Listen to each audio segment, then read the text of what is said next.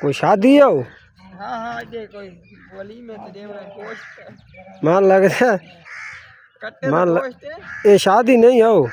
मान तो दास मिले तो रोए न अब्बा दे हराम को गलियां कौन साफ करें दे बैठे शादी तो देवनी बड़ा और मुंज भरा बड़ा जी ए भाई त्रोए समझे दे आप निक्के बाला ने कपीरियां पयन निके बाला ने कैसे कपीना पे लुलिया जी लुलिया ये बात गोश्त है उड़ाई भाई निके बाला ने लुलिया ने दुश्मन बनता उन्हें ते मेहमान शमान आ रहे तो उन्होंने कच्चा गोश्त खवाया था मसलन ताल तूल के ये अच्छी कीती बैठे वाला हफ्ता तकरीबन इन्हें तो ठीक है ए भाई 833 दिहाड़ी दे विच बैठे न तकरीबन दिहाड़ी दे तो लैसे यो काम में सादा सादे यार आज पर थन कुकर नजर आती बस कर लेगा मेरे काम खत्म